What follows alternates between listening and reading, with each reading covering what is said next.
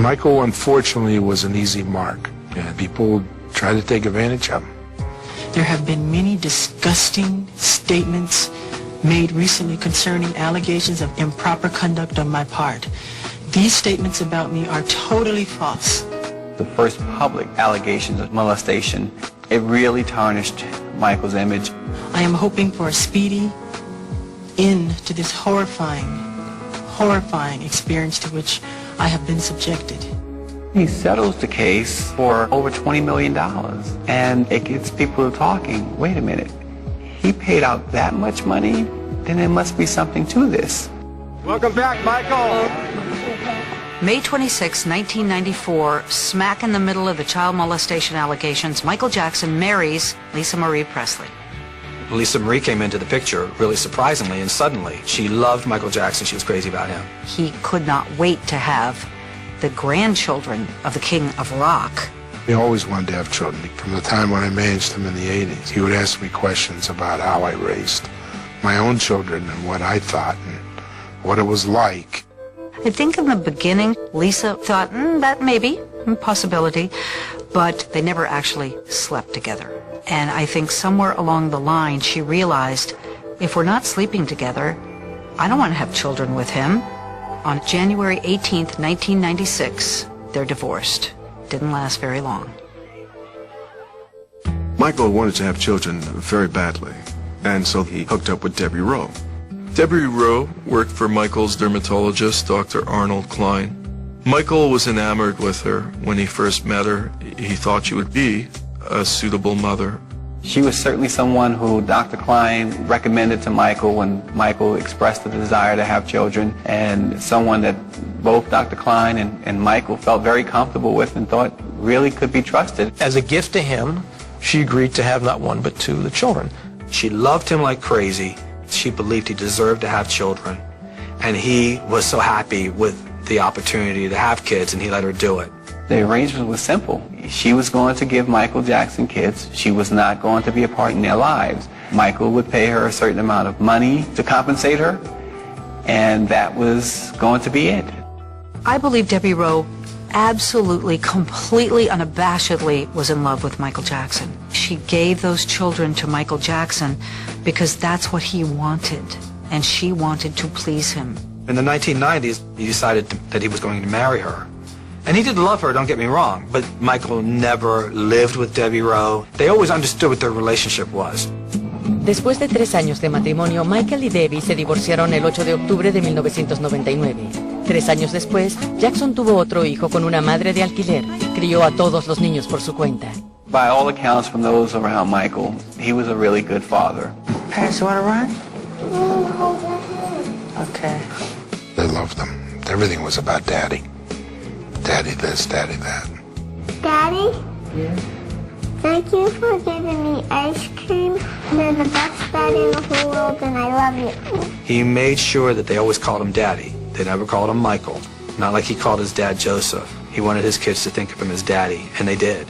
You are my daddy, my only daddy.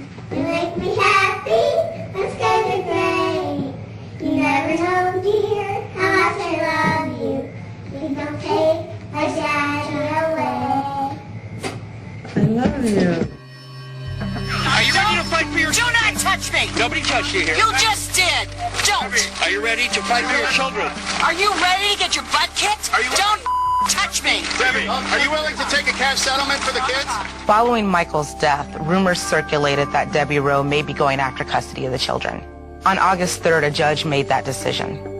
Catherine will be the person responsible for raising those children. Debbie is not going to contest Catherine Jackson's guardianship, and Debbie will at least get to see the kids from time to time. One of the more interesting things that's come out, about Michael Jackson is that the children may not even be his. Some people have speculated that Arnold Klein is the father of Michael Jackson's children. Other men have been mentioned, but there is no legal standing as to these people. These 3 children will only know one person as daddy the rest of their life. That's Michael Jackson. He changed their diapers. He fed them. He was with them 24/7. Paris, Prince, and Blanca's father is Michael Jackson. That is where it begins. that is where it ends. All the other people, get your butt somewhere and sit down. Nearly 2 months after Michael Jackson's death, these court documents were filed and the public could finally read them to kind of gauge their own judgments about what happened the night that he died. The last 12 hours of Michael's life were the most confusing hours he ever lived. Dr. Conrad Murray had been slowly trying to wean Michael Jackson off of propofol. According to the affidavit, between the hours of 1 a.m. and 5 a.m., Dr. Murray was giving Michael Jackson an assortment of drugs. It started with Valium. Those drugs didn't work, and he asked for more and more and more. Finally, at 10:40 a.m., when Dr. Conrad Murray distributed the 25 milligrams of propofol, Michael Jackson went to sleep. According to the affidavit, Dr. Murray left the room for about 1 to 2 minutes to use the restroom, and when he came back, Michael wasn't breathing. According to the police report, between the hour of 11:18 a.m. and 12:05, for 47 minutes, Conrad Murray made 3 phone calls.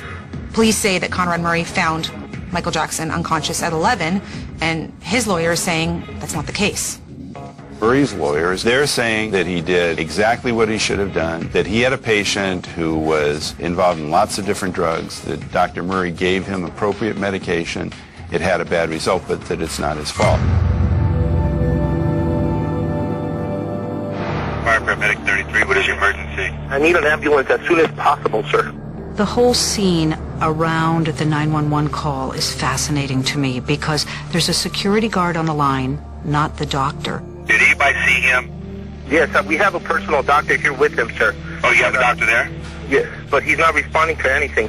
Dr. Murray should have been on the phone with 911. He should have been discussing what exactly is going on with his patient. You know, how can we help? How can we save this guy? Is he on the floor? Where's he at right now? He's on the bed, sir. He's on the bed. Okay, let's get him on the floor. Any school kid knows that you don't do CPR on a bed, you put him on a hard surface so that if you push down on him, you won't just get pushed back by the mattress. We don't know exactly when Michael Jackson was found dead, whether he was alive when the ambulance was called. We've heard that he was already dead when they got there. 28 de julio de 2009. Police raided Dr. Murray's storage facility and clinic in Houston. A few days later, they did the same thing in Las Vegas. The DEA Las Vegas office is assisting DEA LA and the Los Angeles Police Department in a search warrant here at Dr. Murray's office, and they'll look for the items in the search warrant. And if those items meet the standard of what's in the search warrant itself, they'll be seized as evidence. 7 de agosto de 2009. The toxicology reports revealed that there were multiple drugs found in Michael's system when he died. Michael Jackson was someone who publicly said that I went to rehabilitation for a problem with prescription drug use, thereby telling every doctor in the universe that this is an addict. I think the whole situation surrounding Michael's death is very suspicious. There are only 2 people who know exactly what happened to Michael. It's Michael and Dr. Murray. Because of all that is going on, I'm afraid to return phone calls or use my email. Please, don't worry. As long as I keep God in my heart and you in my life, I will be fine. I have done all I could do. I told the truth, and I have faith the truth will prevail.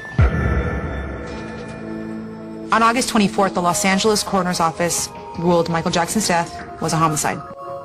La investigación sigue su curso. El Dr. Murray no ha sido acusado por este caso. I'm not a conspiracy theorist, so I don't believe Michael Jackson was murdered. I believe somebody was negligent to the point that it could be criminal, and that those who are involved should be held accountable for their actions. I just hope that the authorities are able to really get down to the bottom of Michael's death, to find out really what happened to Michael and who's responsible. This case ain't going away anytime soon. It will be the most thorough, most complex, most documented case in American judicial history. Michael Jackson's life was so interwoven with truth and deceit. We will be learning more about the Michael Jackson death for years to come.